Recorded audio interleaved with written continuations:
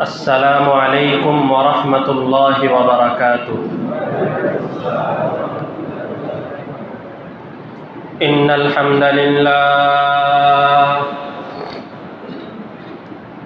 لله نحمده ونستعينه ونستغفره ونؤمن به ونتوكل عليه ونعوذ بالله من شرور أنفسنا ومن سيئات أعمالنا. من يهده الله فلا مضل له ومن يضلله فلا هادي له وأشهد أن لا إله إلا الله وحده لا شريك له وأشهد أن سيدنا وسندنا وحبيبنا ومولانا محمدا عبده ورسوله صلى الله تعالى عليه وعلى آله وأصحابه وبارك وسلم تسليما كثيرا كثيرا. أما بعد فأعوذ بالله من الشيطان الرجيم. بسم الله الرحمن الرحيم. ألهاكم التكاثر حتى زرتم المقابر كلا سوف تعلمون ثم كلا سوف تعلمون كلا لو تعلمون علم اليقين لترون الجحيم ثم لترونها عين اليقين ثم لتسألن يومئذ عن النعيم. وقال رسول الله صلى الله عليه وسلم يشيب ابن آدم ويشب فيه اثنتان الحرص وطول الأمل أو كما قال رسول الله صلى الله عليه وسلم. اللهم صل على محمد وعلى آل محمد كما صليت على إبراهيم وعلى آل إبراهيم إنك حميد مجيد. اللهم بارك على محمد وعلى آل محمد كما باركت على إبراهيم وعلى آل إبراهيم إنك حميد مجيد. الحمد لله الحمد لله الحمد لله. আল্লাহ তাআলার দরবারে লাখো কোটি শুকরিয়া আদায় করি, যিনি আমাদের হায়াতে বরকত দিয়ে জুমার সালাত আদায় করার জন্য আগেই তার ঘর মসজিদে আসার তৌফিক দান করেছেন। আমরা অন্তরের অন্তঃস্থল থেকে বলি আলহামদুলিল্লাহ। আমাদের সকলেরই কম বেশি এমন আছে যাদের আত্মীয় স্বজন কবরে চলে গেছেন। কারো কারো অনেক নিকট আত্মীয় কবরে চলে গেছেন, মা বাবা সন্তানাদি। আর কারো কারো নিকট আত্মীয় কবরে না গেলেও কাছাকাছি আত্মীয় কবরের বাসিন্দা হয়ে গেছে, এমন বলতে গেলে আমরা সবাই আছি। হাদিস শরীফের মধ্যে আমাদের নবীজি সাল্লাল্লাহু আলাইহি ওয়াসাল্লাম বলেন যে কোনো আত্মীয় যদি তার আত্মীয়র কবরের সামনে গিয়ে, কোরআন মাজিদের একটি সূরা আছে সূরায়ে তাকাসুর, আপনারা অনেকেই মুখস্থ পারার কথা, আম পারার সূরা, আলহাকুমুত তাকাসুর হাত্তা জুরতুমুল মাকাবির। এই ছোট্ট সূরা, এই সূরা যদি কবরের সামনে গিয়ে মাইয়েতের উদ্দেশ্যে পাঠ করা হয়, তাহলে আল্লাহ তাআলা ওই মাইয়েতের কবরের আযাবকে হালকা করে দেন। এই জন্য কবর জিয়ারত তো আলহামদুলিল্লাহ আমরা সবাই কম বেশি করার চেষ্টা করি। নিজের মা বাবা, দাদা দাদি, নানা নানি, আত্মীয় স্বজনদের কবর তো জিয়ারত আমরা সবাই করি। এবং যে সমস্ত আমল আমরা জানা আছে, ইস্তেগফার পড়া, দুরূদ শরীফ পড়া, সূরা ফাতিহা পড়া, কুল হুয়াল্লাহ পড়া, অন্যান্য অনেক আমলের কথা আমরা জানি। বাকি বিশেষভাবে এই আমলটা অর্থাৎ কোন সূরা? সূরায়ে তাকাসুর। এটা যাদের মুখস্থ নাই আমরা একটু চেষ্টা করব মুখস্থ করে নেওয়ার জন্য, কারণ এই সূরা আমি কবরের সামনে গিয়ে পড়লে আমার আত্মীয়র কবরের আযাব হালকা হয়ে যাওয়ার ওয়াদা হাদিসের মধ্যে আছে, তাহলে আমার তো অবশ্যই মুখস্থ করা উচিত। এই সূরার মধ্যে আল্লাহ তাআলা প্রথমেই এই কথা বলেছেন যে আলহাকুমুত তাকাসুর। আমার যত বান্দারা আছে, আমার বান্দাদেরকে আরো দরকার, আরো দরকার, আরো লাগবে, আরো লাগবে, আমার আরো টাকা দরকার, আরো বাড়ি দরকার, আরো ধন সম্পদ দরকার, এই মন মানসিকতা আমার বান্দাদেরকে ধ্বংস করে দিল। তাকাসুর মানে হলো এই যে আরো লাগবে, আমার আরো দরকার, জামা 10টা আছে 20টা দরকার, বাড়ি 5টা আছে আরো 10টা দরকার, টাকা পয়সা প্রতি মাসে যতটুকু কামাই আছে এরপরে আরো অনেক দরকার, আরো দরকার। এই আরো দরকার দরকার করতে করতে আল্লাহ তাআলা বলেন আলহাকুম, আমার ওই বান্দাদের মধ্যে যাদের মধ্যে এই স্বভাব যে আমার আরো দরকার, আরো প্রয়োজন, ওই বান্দাদেরকে ধ্বংস হয়ে গেল, তারা ধ্বংসের পথে চলে গেল। হাত্তা জুরতুমুল মাকাবির। মাকাবির এটা হলো কবরের জমা, মাকবারুন এর জমা। মাকবারুন মানে হলো কবরস্থান, আর এটার বহুবচন হলো মাকাবির। হাত্তা জুরতুমুল মাকাবির, আমার এই বান্দা যাদের আরো দরকার, আরো দরকার, এরা যতক্ষণ পর্যন্ত কবরে গিয়ে না শুবে এর আগ পর্যন্ত তারা বলতে থাকবে আমার আরো দরকার, আরো দরকার। এই কথাটা কি পুরা 100-তে 100 বাস্তব না? কোরআন মাজিদের এই কথা। দেখা গেছে যাদের অনেক লক্ষ লক্ষ টাকা ইনকাম আছে, এরপরেও কখনো চাঁদাবাজি, কখনো ওইটা, কখনো এইটা, কখনো এই সেই, বিভিন্ন মাধ্যমে আমার আরো দরকার, আরো দরকার। কবরস্থানে যাওয়ার আগ পর্যন্ত এই আরো দরকার আর শেষ হবে না। আমাদের নবীজি সাল্লাল্লাহু আলাইহি ওয়াসাল্লাম বলেন বড় চমৎকার কথা, বলে ইয়াশিবু ইবনু আদম, ইবনে আদম, আদমের সন্তানরা তারা দিন দিন বুড়া হয়। তারা বয়স যত বাড়ে, ইয়াশিবু, তারা দিন দিন শুধু বুড়া হতে থাকে, দাড়ি চুল সাদা হতে থাকে, শরীরের শক্তি কমতে থাকে, অন্যান্য সমস্ত যেগুলো যোগ্যতা ছিল আস্তে আস্তে নিস্তেজ হয়ে যায়। রাসূল বলেন বনি আদমরা দিন দিন বুড়া হয়। ওয়ায়াশুব্বু ফিহি ইসনাতা, কিন্তু দুইটা জিনিস দিন দিন খালি জোয়ান হয়। রাসূল বলেন বনি আদম বুড়া হয়, কিন্তু দুইটা জিনিস দিন দিন শুধু জোয়ান হয়। এক নাম্বার হলো আল হিরস, আমার টাকা পয়সা আরো অনেক দরকার, যা হয়েছে এটা না, এটা দিন দিন জোয়ান হয়, যত কামাই করা হয়েছে এর চেয়ে আরো জোয়ান হতে থাকে, আরো দরকার, আরো প্রয়োজন, আরো দরকার। ওয়াতুলুল আমাল, আরেকটা হলো দুনিয়াতে বেঁচে থাকার আশা। 60 বছর, 70 বছর, 80 বছর, 90 বছর হয়ে গেছে, তখনও আশা করে হায় যদি 100 বছর হায়াত পাইতাম।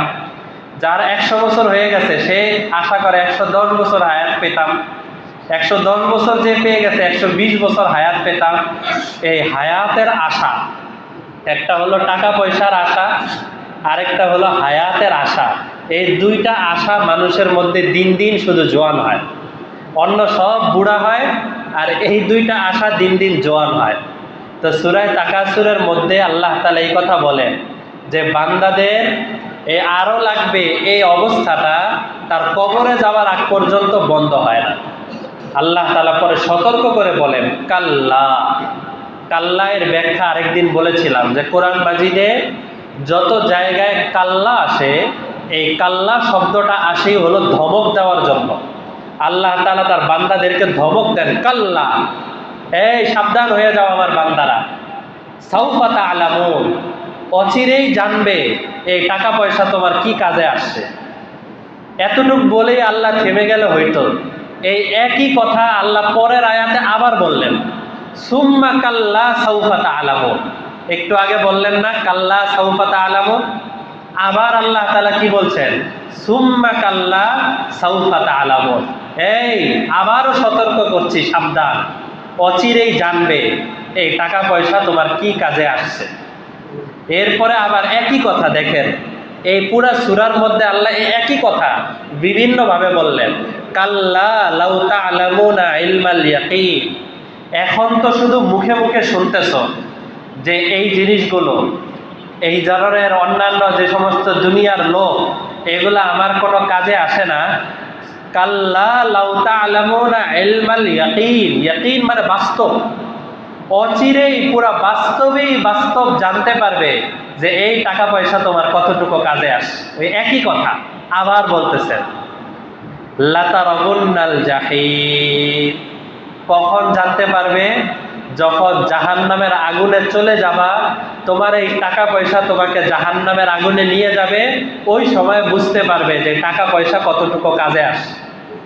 যারা হারাম পন্থায় মানুষের উপরে জুলুম, মানুষের উপরে বিভিন্ন ধরনের অত্যাচার, মানুষের উপরে বিভিন্নভাবে বিভিন্ন কায়দায় অত্যাচার করে টাকা আত্মসাৎ করে, দেখা যায় কি এই টাকা আত্মসাৎ করার পরে, এই টাকা নিজের কবজায় নেওয়ার পরে, এই টাকা সে নিজেও ভোগ করতে পারে নাই, অন্য কেউ ভোগ করে চলে গেছে। সে নিজে খেতেও পারে নাই, সে নিজে এটা থেকে কোনো ফায়দা নিতে পারে নাই, হয়তো সন্তানাদির জন্য রেখে গেছে অথবা অন্য কোনো খাতে খরচ হয়ে গেছে, কিন্তু গুনাহ যেটা হওয়া দরকার সেটা তো হয়ে গেছে। জাহান্নামে যখন যাবে তখন দেখবে ওই যে ওই খাত থেকে 1 লক্ষ টাকা আমি নিয়েছিলাম, ওই কারণে আমার জাহান্নামে যেতে হচ্ছে। আবার ওই 1 লক্ষ টাকা আমি খেতেও পারি নাই, পোশাকও পরতে পারি নাই, কিছুই করতে পারি নাই, তখন আফসোসটা কত বেড়ে যাবে, কত খারাপ লাগবে। এটাই আল্লাহ বলেন লাতারাবুন্নাল জাহিম। অচিরেই যখন জাহিমে পৌঁছবা, জাহিম মানে হলো জাহান্নাম, যখন জাহান্নামে পৌঁছবা তখন দেখতে পারবা যে এই জিনিসগুলো তোমার কতটা কাজে আসে। সুম্মা লাতারাবুন্নাহা আইনাল ইয়াকিন সুম্মা লাতুসআলুন্না ইয়াউমা ইযিন আনিন নাঈম। জেনে রাখো, তোমাদের দুনিয়াতে যত নেয়ামত তোমাদেরকে দেওয়া হয়, এই সমস্ত নেয়ামত সম্পর্কে আমি আল্লাহ কাল কিয়ামতের ময়দানে পাই টু পাই প্রত্যেকটার হিসাব নেব, প্রত্যেকটা জানবো যে এটা কোন খাতে, কি জন্য, কোন জায়গায়, কিভাবে খরচ করছো, এই সব কিছু আমি হিসাব নিব। আমাদের নবীজি সাল্লাল্লাহু আলাইহি ওয়াসাল্লাম একবার এই সূরা তাকাসুর পড়তেছিলেন। সূরা তাকাসুর পড়া অবস্থায় এক সাহাবী তার সামনে বসা। তো সাহাবী জিজ্ঞেস করলেন, ইয়া রাসূলুল্লাহ, এই সূরা তাকাসুরের মধ্যে আল্লাহ তাআলা আসলে কি শিখাইলেন, আমাদেরকে একটু বলেন তো, কি শিখাইলেন? একই কথা বারবার বলতেছেন। তখন নবীজি বড় চমৎকার একটা কথা বলছিলেন। নবীজি বলছেন, ইয়াকুলু ইবনে আদম মালি মালি।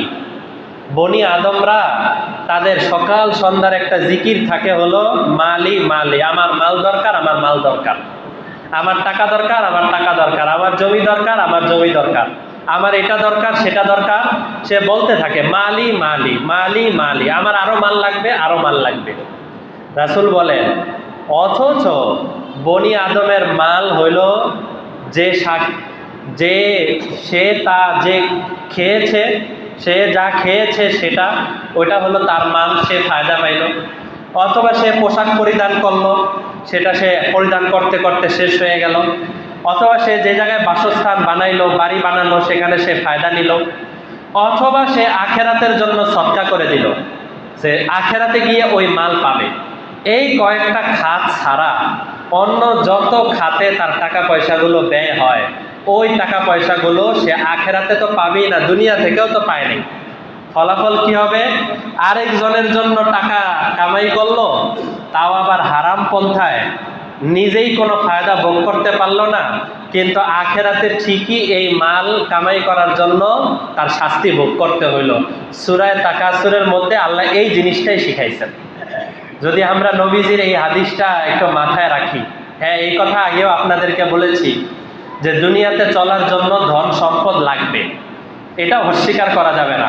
দুনিয়াতে চলার জন্য ধন সম্পদ লাগে, টাকা পয়সা লাগে, কিন্তু এই টাকা পয়সাটা এমন পর্যায়ে নিয়ে যাওয়া যে টাকা পয়সাটাই আমার ধ্বংসের কারণ হয়, এই টাকা পয়সাটাই আমার আরেকজনের উপরে জুলুম অত্যাচার করার জন্য আমার জন্য একটা মাধ্যম হয়, এই টাকা পয়সায় বিভিন্ন গুনাহের খাতে খরচ করার জন্য একটা মাধ্যম হয়, তাহলে এই টাকা পয়সাটা আমার জন্য ক্ষতিকর।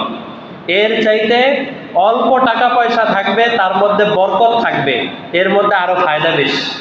আগেও বলেছিলাম না, বরকত মানে হলো অল্প তেলে মচমচা ভাজা। অল্প তেলে মচমচা ভাজা মানে টাকা অল্প হবে, কিন্তু জীবন এরকম ভাবে অতিবাহিত হবে যেন খুব শান্তির জীবন। আমাদের নবীজি সাল্লাল্লাহু আলাইহি ওয়াসাল্লাম, সাহাবায়ে কেরাম, আকাবিরিনে দ্বীন, এরকম অনেক মানুষ এমন ছিলেন যাদের অল্প টাকা পয়সায় দুনিয়া একটা জীবন, অল্পতেও চলে যায়, বেশিতেও চলে যায়, চলে যাবেই। এটা যে বেশি কামাই করে যাচ্ছে তারও চলে যাচ্ছে, আবার যে স্বাভাবিক জীবন যাপন করছে তারও যাচ্ছে। একটা ভাবে না একটা ভাবে চলেই যাবে, এটা বসে থাকবে না কারো জন্য।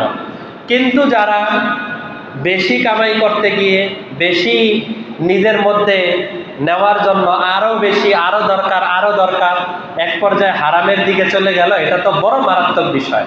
নবীজি সাল্লাল্লাহু আলাইহি ওয়াসাল্লাম বলেন যে আমি চলে যাওয়ার পরে আমার উম্মতের কেউ যদি ফকির হয়ে যায়, আমার উম্মতের কেউ যদি দরিদ্র হয়ে যায়, তাহলে দরিদ্র উম্মতের জন্য আমি বেশি ভয় পাই না, আমি বেশি আলাদা আশঙ্কা করি না। কিন্তু আমার যেই উম্মতকে আল্লাহ তাআলা টাকা পয়সা অনেক বেশি দিবেন, এত বেশি দিবেন যে বনি ইসরাইলের উম্মতদেরকে যেমন বেশি দেওয়া হয়েছে, আমার উম্মতের কোনো কোনো বান্দাকেও এরকম বেশি দেওয়া হবে। আমাদের মধ্যে এরকম, বাংলাদেশের মধ্যে এরকম কত মানুষ আছে না, যারা রাতের বেলা ঘুমায় আর সকালবেলা উঠে দেখে ব্যাংকে তার লক্ষ লক্ষ টাকা ঢুকে গেছে, তার বিভিন্ন মেল ফ্যাক্টরি ইত্যাদি থেকে লক্ষ লক্ষ টাকা ঢুকতেছে, বিভিন্ন মাধ্যমে তার টাকা আসতেছে, এরকম তো কত আছে। তো নবীজি বলেন যে বনি ইসরাইলের যেরকম মাল ধন সম্পদ দিয়ে ভরে দেওয়া হয়েছিল, আমার উম্মতের যাদেরকে এরকম ধন সম্পদ দিয়ে ভরে দেওয়া হবে, তারা কি জান্নাতের পথে হাঁটতে পারবে কিনা, এই বিষয়ে আমার বড় আশঙ্কা হয়, এই বিষয়ে আমার বড় সন্দেহ হয়। কেন? এর কারণ এটাই যে একজন মানুষ যখন খাবার দাবার খেয়ে নিজের সহায় সম্পদ উপার্জন করে সুখ শান্তিতে দিনকাল পার করতে থাকে, তখন আল্লাহর কথা ভুলে যায়, ওই কথা আর মনে থাকে না। নয়তো মুসা আলাইহিস সালাম এত বড় নবী, জালিলুল কদর নবী, যার নাম শুনলে শ্রদ্ধায় মাথা নত হয়ে যায়, সেই নবীর আপন চাচাতো ভাই কারুন, যার নাম আপনারা সবাই জানেন, কারুন আপন চাচাতো ভাই। কারুন সাধারণ মানুষ ছিল, একদম সাধারণ মানুষ। ব্যবসা বিজনেস করতে করতে করতে করতে এক পর্যায়ে আল্লাহ তাআলা তাকে এত ধন সম্পদ দিয়েছেন, আল্লাহ তাআলা নিজেই বলেন যে লাতানু উবিল উসবাতি উলিল কুওয়া, 20 পারার আয়াত। উলিল কুওয়া, শক্তিশালী বড় বড় একটা বাহিনী দরকার হইতো, এই জন্য যে কারুনের যে মেল ফ্যাক্টরি আছে, কারুনের যে খাজানা আছে, যেখানে তার স্বর্ণ অলংকার দেরহাম দিনার এগুলো যে রাখছে, ওই রাখার পরে সেই গোডাউন লাগানোর পরে যেই চাবি, এই চাবি এত পরিমাণে, একটা দুইটা গোডাউন না, এত শত শত গোডাউন, যে গোডাউনের চাবি বহন করার জন্য আল্লাহ বলেন উলিল কুওয়া, শক্তিশালী এক বাহিনীর দরকার হইতো, যারা শুধু তার গোডাউনের চাবি বহন করবে। মানে একটা দুইটা তিনটা গোডাউন না, 5টা 10টা 20টা গোডাউন না, গোডাউনের চাবি বহন করার জন্য। লাতানু ইন্না মাফাতিহাহু, মাফাতিহাহু মানে হলো চাবি। কোরআনের আয়াত বলতেছি যে তার ধন সম্পদের চাবি, ধন সম্পদের গোডাউন বহন করার জন্য, চাবি বহন করার জন্য এক বড় শক্তিশালী বাহিনীর প্রয়োজন হইতো। তো একদিন হযরত মুসা আলাইহিস সালাম কারুনকে বলল কি, কারুন ওয়াবতাগি ফীমা আতাকাল্লাহুদ দারাল আখিরা, পরের আয়াত, তোমাকে তো আল্লাহ তাআলা অনেক ধন সম্পদ দান করেছে, এই ধন সম্পদের কিছু অংশ দিয়ে তুমি আখেরাতে কিছু বাড়ি বানাও, আখেরাতে কিছু জায়গা বানাও। কারণ জান্নাত যেটা আছে সেটা হলো খোলা ময়দান, দুনিয়া থেকেই তার বীজ লাগাইতে হবে। দুনিয়াতে এখানে 1 টাকা দান করব, জান্নাতে গিয়ে 700 টাকা পরিমাণ সওয়াব ভোগ করতে থাকবো, তাই না? দুনিয়াতে এখান থেকেই সব বীজ লাগাইতে হবে। তো একদিন হযরত মুসা বললেন ওয়াবতাগি ফীমা আতাকাল্লাহুদ দারাল আখিরা, তুমি আখেরাতে একটা বাড়ি বানাও, আখেরাতে তোমার জন্য কিছু জায়গা রাখো। ওয়ালা তানসা নাসিবাকা মিনাদ দুনিয়া, দুনিয়াতে আল্লাহ তোমাকে যে ধন সম্পদ দিয়েছেন, এই ধন সম্পদ দিয়ে তুমি আল্লাহর কথা ভুলে যেও না। ওয়া আহসিন কামা আহসানাল্লাহু ইলাইক। দেখছেন কত সুন্দর করে হযরত মুসা আলাইহিস সালাম নসিহত করেন, ওয়া আহসিন কামা আহসানাল্লাহু ইলাইক। আল্লাহ যেমন তোমাকে ধন সম্পদ দিয়েছে, তুমিও আল্লাহর বান্দাদেরকে এখান থেকে দান করতে থাকো। কত বান্দা এমন আছে যাদের টাকা পয়সার অভাবে তারা নিজেরা ভালো মতো খেতে পারে না, নিজেরা চিকিৎসা করতে পারে না, নিজেরা দিনকাল পার করতে পারে না। তুমি এক কাজ করো, এই সমস্ত বান্দাদেরকে তুমি ইহসান করো। আল্লাহ যেমন তোমাকে ইহসান করেছে, তুমিও এরকম ইহসান করো। এর তিনটা কথা বললেন। 4 নাম্বার কথা বললেন, ওয়ালা তাগনিল ফাসাদা ফিল আরদ। এই যে এটা হলো গুরুত্বপূর্ণ বিষয়। টাকা পয়সা তোমাকে আল্লাহ দিয়েছেন, এটা দিয়ে তুমি জমিনের মধ্যে ফিতনা ফাসাদ ছড়ায়ও না। হ্যাঁ, কত টাকা লাগবো আমি দিয়ে দিব না, যাও ওকে মেরে আসো, যাও ওই জায়গায় এই ধরনের গুনাহের অনুষ্ঠান করো, ওই জায়গায় এই ধরনের কাজ করো, যা লাগে আমি দিব, যত কিছু দরকার আমি করব। এই জাতীয় কোনো ফাসাদ দুনিয়াতে তুমি তৈরি করো না। 4টা কথা মুসা আলাইহিস সালাম আপন চাচাতো ভাইকে বললেন। পরে আবার লাস্টে বলে দিলেন, ইন্নাল্লাহা লা ইউহিব্বুল মুফসিদিন। যারা এই ধরনের ফাসাদ সৃষ্টি করে, যারা দুনিয়ার টাকা পয়সা পেয়ে মানুষদেরকে কষ্ট দেয়, পাওয়ার দেখাতে থাকে, আল্লাহ তাআলা কিন্তু তাদেরকে পছন্দ করেন না, এটা জেনে রাখি। কারণ তখন কি বলছে পরের পৃষ্ঠায়, 14 নাম্বার পৃষ্ঠায়, 20 পারার 14 নাম্বার পৃষ্ঠায় কারণ বলল, ইন্নামা উতিতুহু আলা ইলমিন ইনদি। ইন্নামা উতিতুহু আলা ইলমিন ইনদি। তুমি কি জানো না আমি শিক্ষিত? ইলমিন মানে শিক্ষিত। আমি অনেক শিক্ষিত, আমি ছোটকাল থেকে অনেক শিক্ষা অর্জন করছি, আমি এই পাস, আমি সেই পাস, আমার শিক্ষা যোগ্যতা অনেক বেশি। আমি ছোটকালে ভালো করে পড়ালেখা করছি, ভালো করে শিক্ষা অর্জন করছি, নিজে যোগ্যতা অর্জন করছি, আর এই যোগ্যতার বলে আমি টাকা কামাই করছি। এই জায়গায় আবার মানুষদেরকে আমি এখান থেকে আমার টাকা দিয়ে দিব কেন? যাদেরকে টাকা দিব ওরা কি এই ধরনের শিক্ষা অর্জন করছে? ওরা কি এই ধরনের আমার মতো ছোটকালে এত কষ্ট করছে, এত কষ্ট করে পড়ালেখা করছে? এই ধরনের একটা ঝাড়ি বকা হযরত মুসা আলাইহিস সালামকে দিয়ে দিল। হযরত মুসা তখন বলছেন, আওয়ালাম ইয়ালাম আন্নাল্লাহ ক্বাদ আহলাকা মিন ক্বাবলিহি মিনাল কুরুন মান হুয়া আশাদ্দু মিনহু কুওয়াতান ওয়া আকসারু জামআ। তোমার কি জানা নাই তোমার চাইতে অনেক শিক্ষিতরা এই এলাকার মধ্যে ঘোরাফেরা করতেছে, তাদেরকে আল্লাহ তাআলা তোমার মতো মাল আর দৌলত দেয় নাই, তোমার মতো সম্পদ দেয় নাই, তোমার চাইতে অনেক শক্তিশালী আছে। ওয়াসাদ্দু জামআ, অনেক দলবলওয়ালা লোক আছে, যারা নিজেরা দলবলওয়ালা লোককে ভরা, আত্মীয় স্বজন ভরা, বিভিন্ন পরিচিত মানুষজন ভরা, কিন্তু তারও এই পরিমাণ টাকা পয়সা নাই যে পরিমাণ তোমার আছে। তুমি কি এটা জানো না? এরপরেও তুমি ধারণা করতেছো যে তোমার যোগ্যতার কারণে তোমার টাকা পয়সা আসছে। হযরত মুসা আলাইহিস সালাম দেখলেন কিছু কিছু মানুষ ওই এলাকার মধ্যে, তারা কারুনের এত ধন সম্পদ দেখে তারাও বলা শুরু করছে, হায় যদি কারুনের মতো আমাদেরকে ধন সম্পদ দেওয়া হইতো, তাহলে আমরা নিয়মিত নামাজ পড়তাম, নিয়মিত রোজা রাখতাম, নিয়মিত দিনের কাজ করতাম। আমাদের টাকা পয়সা দেওয়া হয় নাই তো, গরিব তো, এই জন্য আমরা নামাজ পড়তে পারি না, দিনের কাজ করতে পারি না। কারুনকে আল্লাহ তাআলা মাল দিয়ে পরীক্ষা করছেন, ওই পরীক্ষায় ফেল করছে। আর যাদেরকে আল্লাহ তাআলা মাল দেয় নাই, ওদেরকে মাল না দিয়ে পরীক্ষা করছে, এরা এই পরীক্ষায় ফেল করছে। এর পরের আয়াতে আল্লাহ তাআলা বলেন, কিন্তু আমার কিছু বান্দারা, অর্থাৎ মুসা আলাইহিস সালামের উম্মতরা, তারা বলল যে আল্লাহ তাআলা যাদেরকে মাল দিয়েছেন, এই মাল দিয়ে যদি আখিরাত কামাই করতে না পারে, তাহলে এই মাল তার জাহান্নামে যাওয়ার কারণ হবে। এই কথা কিছু মানুষ বলছে। ওয়াকালাল্লাযীনা উতুল ইলম, কোরআনের এই পৃষ্ঠাটা যতবার পড়া হয় মনের ভিতরে একটা অন্যরকম অবস্থা তৈরি হয় যে আল্লাহ তাআলা কিভাবে আলোচনা করছেন। ওয়াইলাকুম সাওয়াবুল্লাহি খায়রুল লিমান আমানা ওয়া আমিলা সালিহা। যে ব্যক্তি ঈমান আনলো এবং নেক কাজ করলো, তাকে আল্লাহ তাআলা কারুনের চাইতেও বড় জাযা কিয়ামতের দিন দান করবেন। এক পর্যায়ে এমন হলো, কারুন সীমা লঙ্ঘন করতে করতে করতে করতে করতে করতে এমন পর্যায়ে চলে গেছে। এবার মুসা আলাইহিস সালাম তো দূরের কথা, উনি তো সাধারণ মানুষ, তার দৃষ্টিতে সাধারণ মানুষ, চাচাতো ভাই।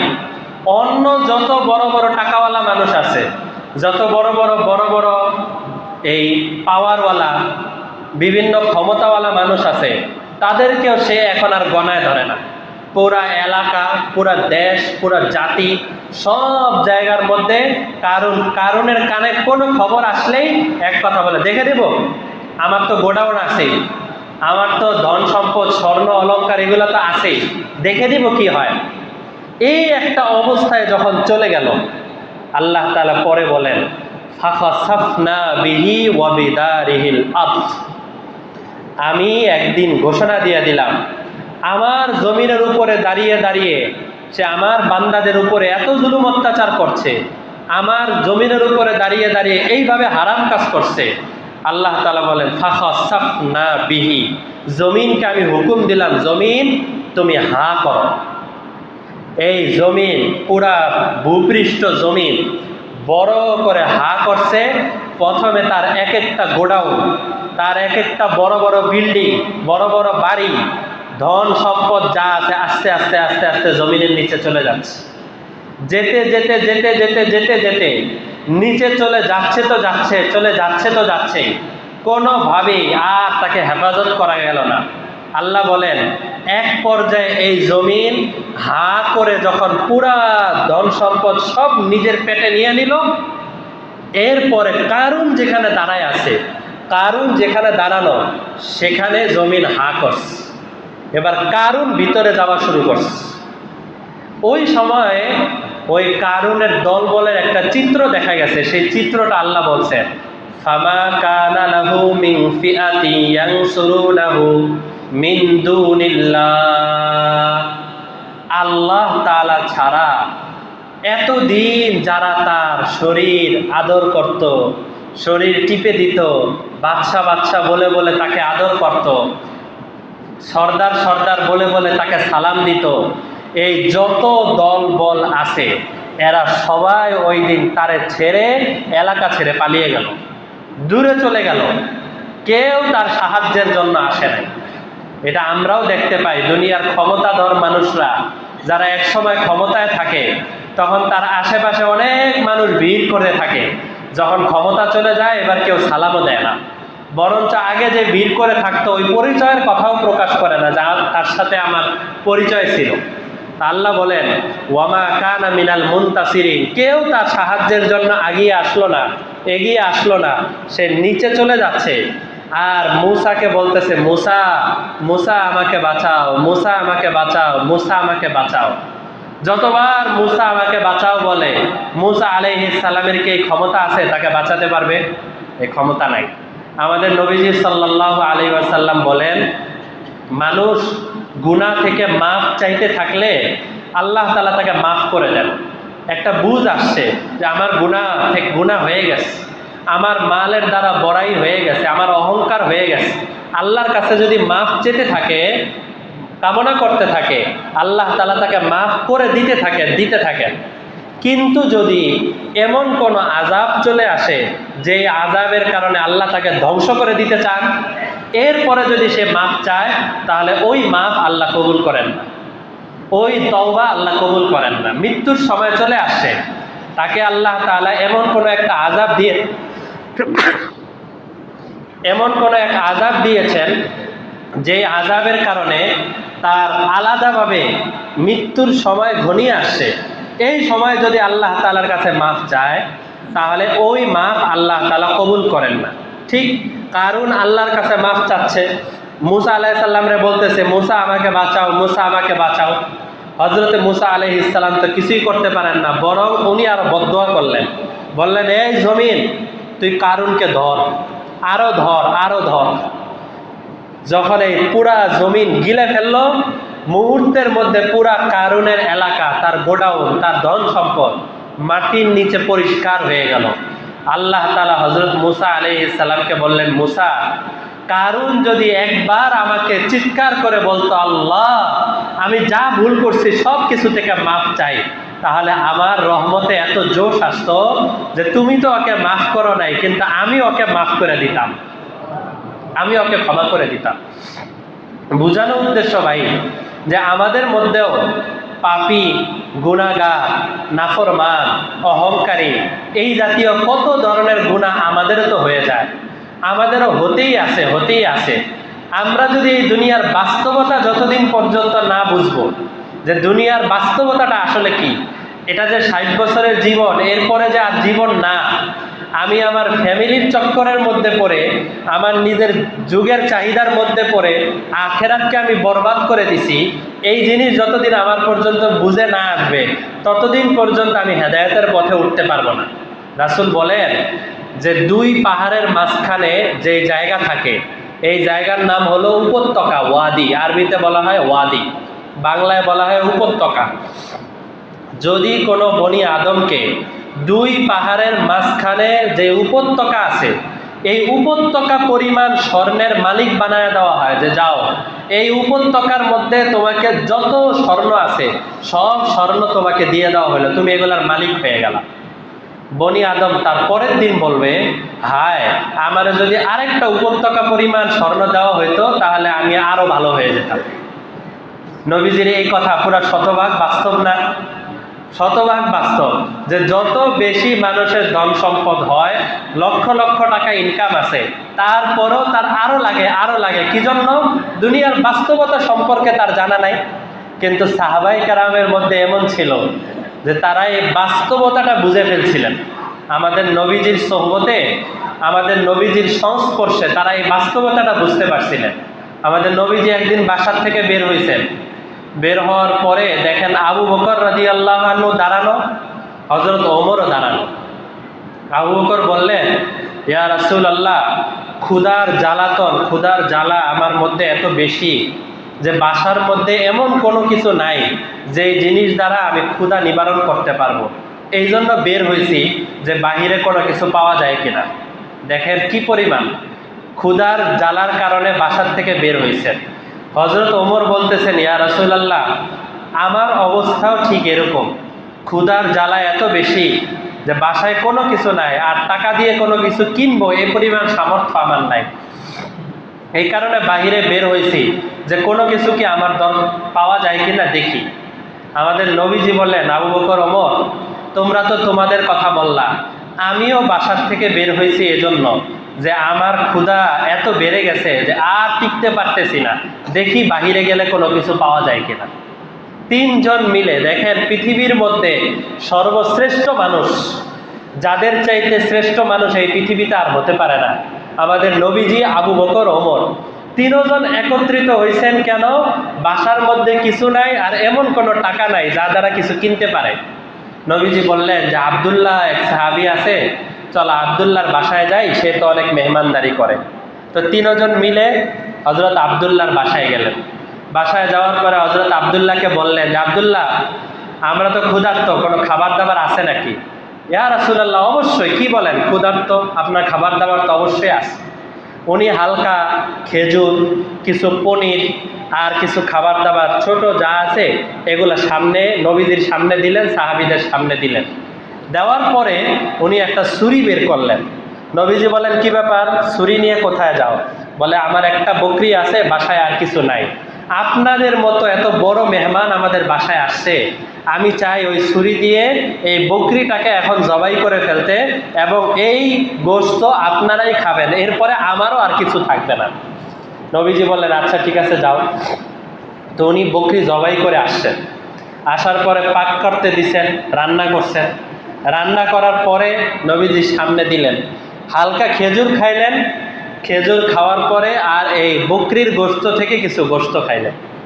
খাওয়ার পরে হযরত ওমরের দিকে তাকিয়ে আমাদের নবীজি বলেন, ওমর, জানো, এই যে যে খেজুর খাইলা আর এই যে বকরির গোশত খাইলা, আল্লাহর নিয়ামত খেলা, খাওয়ার পরে তুমি এই পরিমাণ আল্লাহর ইবাদত করতে পারছো কিনা, এই ব্যাপারে কিয়ামতের দিন আল্লাহ কিন্তু তোমার হিসাব নিবে, ভালো মতো বুঝে নিও।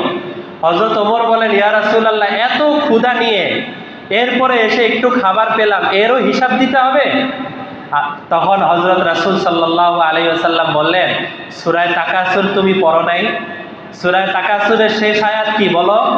সুম্মা লাতুসআলুন্না ইয়াউমা ইযিন আনিন নাঈম।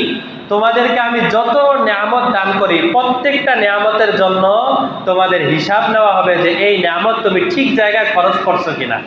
চিন্তা করেন, এতটা ক্ষুধার্ত হওয়ার পরেও যে সামান্য একটু পরিমাণ খাবার পেলাম, এই খাবার অনুযায়ী আমার জিকির হলো কিনা, এই খাবার অনুযায়ী আমার নামাজ হলো কিনা, এই খাবার অনুযায়ী দিনের কাজ করতে পারলাম কিনা, এর যদি হিসাব নেওয়া হয় তাহলে আমরা দিনে কি শুধু 3 বেলা খানা খাই না আরো কয়েক বেলা খানা খাওয়া হয়, আরো কয়েকবার খাওয়া হয় না? 3 বেলা তো খানা খাওয়া হয়, বিকালবেলা চা চক্র খাওয়া হয়, 10টা 11টার দিকে আলাদা কিছু নাস্তা করা হয়, আবার কোনো জায়গায় যদি বেড়াতে যাওয়া হয় তাহলে তো একের পর এক খাবার দাবার চলতেই থাকে। তো আমরা যে যে খাবার দাবার খাচ্ছি আমাদেরও কি হিসাব হবে না? কিন্তু আমাদের অবস্থা হলো যত বেশি খাবার দাবার খাওয়া হয় তত বেশি আরো গুনাহের দিকে অগ্রসর হই, যত বেশি টাকা পয়সা ইনকাম করা হয় আরো বেশি গুনাহের দিকে যাওয়া হয়, আরো বেশি আগানো হয়। এই জন্য রাসূল বলছে যে তোমাদের যাদের বারবার গুনাহ করতে মনে চায়, গুনাহের দিকে অগ্রসর হয়, তোমরা রোজা রাখা শুরু করে দাও, রোজা রাখতে থাকো। কেন? রোজা রাখার কারণে পেট খালি থাকে আর এই অবস্থায় গুনাহের দিকে মন কম যায়।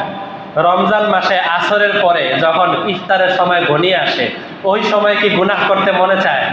ওই সময় আলাদা গুনাহের দিকে বিভিন্ন নাফরমানির দিকে জেহেন যায়? যায় না। কেন? সবার জেহেন থাকে ইফতারির দিকে। রাসূল বলেন যে এই যে পেটটাকে খালি রাখা হলো, এই খালি রাখার দ্বারাই গুনাহ থেকে বেঁচে জান্নাতের দিকে অগ্রসর হওয়া সহজ হয়। তা আজকে খোলাসা কথা এটাই যে আমরা আমাদের ধন সম্পদ যেটা ওটা কামাই করব, কিন্তু এটা আমার যাতে কোনোভাবেই জাহান্নামে যাওয়ার পথ না হয় এই বিষয়ে আমরা চেষ্টা করব। বিশেষভাবে গত সপ্তাহে যেই বিষয়টা বলেছিলাম সেটা হলো যে প্রত্যেক দিন আমরা চেষ্টা করব 100 বার ইস্তেগফার করার জন্য। আস্তাগফিরুল্লাহ আস্তাগফিরুল্লাহ প্রত্যেক দিন কয়শো বার? 100 বার। আমাদের নবীজি প্রত্যেক দিন 100 বার পড়তেন কোনো গুনাহ করা ছাড়াই। বিশেষ করে এখন অনেক নতুনভাবে আবার করোনার কথা শোনা যায়, আবার ডেঙ্গুর কথা শোনা যাচ্ছে। কোরআন মাজিদের 9 পারায় আল্লাহ তাআলা বলেন ওয়ামা কানাল্লাহু মুআযযিবাহুম ওয়া হুম ইস্তাগফিরুন। আমার বান্দারা কোনো এলাকায় যদি বারবার ইস্তেগফার করতে থাকে, আমি যদি আমার কোনো আযাব পাঠানোর ফয়সালাও করে দেই, ইস্তেগফারের কারণে ওই আযাব আমি আবার উঠায় নিয়ে যাই। কত মানুষ আমাদের আত্মীয় স্বজন, আমাদের মুসল্লি ভাইদের মধ্যে আজকেও কয়েকজন দোয়া চেয়েছেন। আত্মীয় স্বজন এমনভাবে এমন অসুস্থ যে মনে হয় আর বাঁচবে না, মনে হয় এই অবস্থা, এই অসুস্থ ওই অসুস্থ, বিভিন্ন অসুস্থতার জন্য দোয়া চান এবং মনে হয় যে দুরারোগ্য ব্যাধি, এই যে বিছানায় পড়বে আর মনে হয় সুস্থ হবে না, এরকম মনে হয়। সবার জন্য এই এক ওজিফা, যে অসুস্থ তাকেও জানায় দেন যে হুজুরের কাছ থেকে শুনেছি যে প্রত্যেক দিন 100 বার ইস্তেগফার করলে আল্লাহ তাআলার কোনো আযাব থাকলে আল্লাহ উঠায় নেন। আবার অন্যান্য সবাইও যদি এই দোয়া পড়তে থাকি, আস্তাগফিরুল্লাহ 100 বার পড়তে থাকি, আল্লাহ তাআলা আমাদেরকে আনেওয়ালা আযাব উঠায় নিতে পারেন। আল্লাহ তাআলা আমাদের সবাইকে এই কথাগুলোর উপর পুঙ্খানুপুঙ্খানু আমল করার তৌফিক দান করেন। ওয়া আখিরু দাওয়ানা আলহামদুলিল্লাহি রাব্বিল আলামিন।